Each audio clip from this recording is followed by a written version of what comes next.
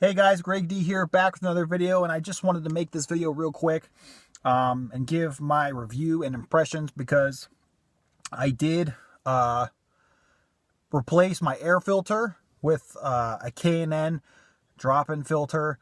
Now I know that that doesn't seem like a huge deal, but I actually thought that it made enough of a difference that I should make a video about it. In case any of you out there with a Maxima are thinking about it. So with that in mind, let's get going here. Turn on the car. Do a little bit of sunroof action. Because it's like 60 degrees and it's June 2nd here in Pittsburgh. And oh my God. Anyway. Alright. So.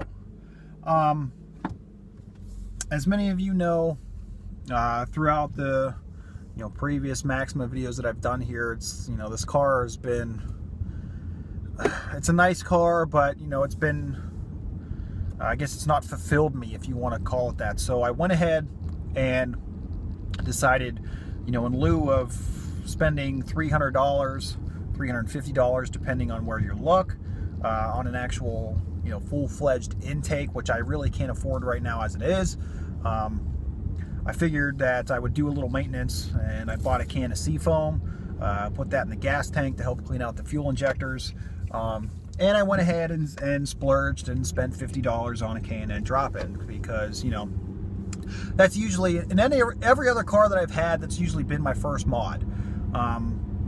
Just something simple, just to, maintenance-wise, to keep it going until that I could, hold me over, because, if you're a car person, car guy, car girl, whatever, like me, the modding bug hits you quite frequently.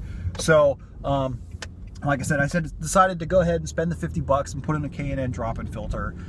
Literally takes 5 minutes to change.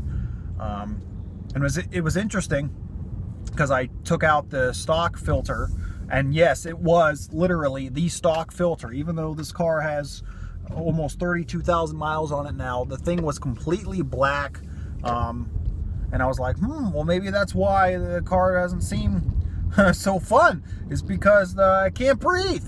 So,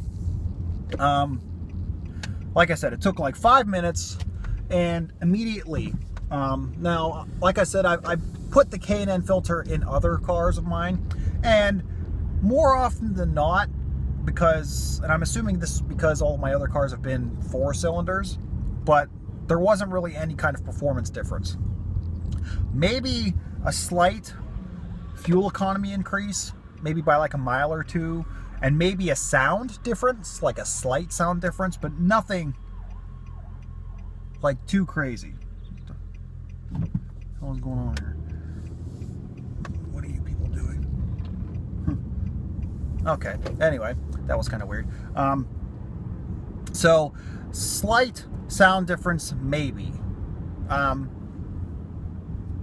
But with the Maxima, I actually notice a power increase, to my surprise. Now, this could be because, obviously, we have a 3.5 liter V6 engine that is shared with the 350Z, but I actually noticed a power increase. Now, it's nothing like huge. I mean, maybe it's 2 or 3 horsepower tops, but it's noticeable. And throttle response is better. The car seems to run a lot smoother.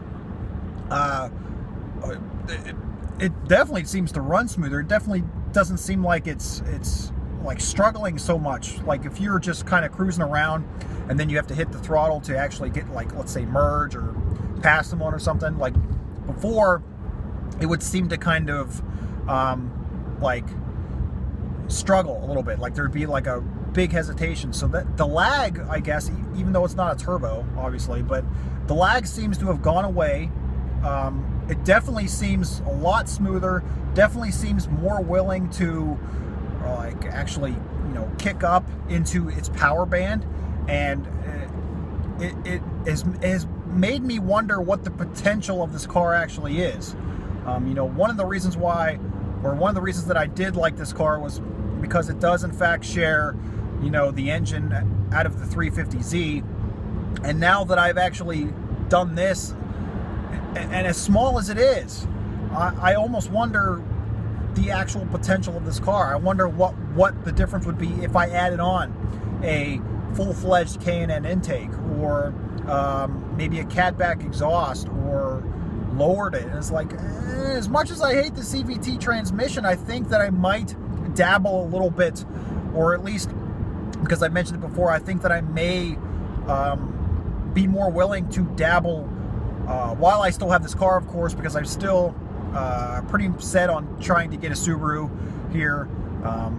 But in the meantime, because that is probably going to be a year or two away, I definitely think that I'm going to dabble in slight modifications. Maybe just keep it simple, like an intake and a catback.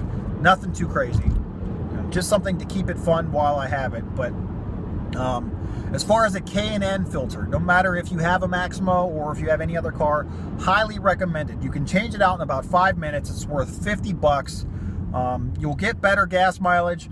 You'll get better throttle response. The engine will run a little smoother. So highly recommended. So I think that's about it. Now, there is actually one thing I wanted to mention is I haven't noticed any kind of mileage increase yet, but then again, I do drive mostly in sport mode with the Maxima, so I doubt that I'm really going to see any kind of like huge increase as far as mileage is concerned. But like I said, for the 50 bucks that I did spend and the time that I spent to install it, 5 minutes, definitely worth it. So highly recommended to anybody. So with that, guys, thank you so much for watching. If you'd like to see more of these videos, please hit that thumbs up button. Please subscribe to my YouTube channel. And until next time, we'll see you guys soon.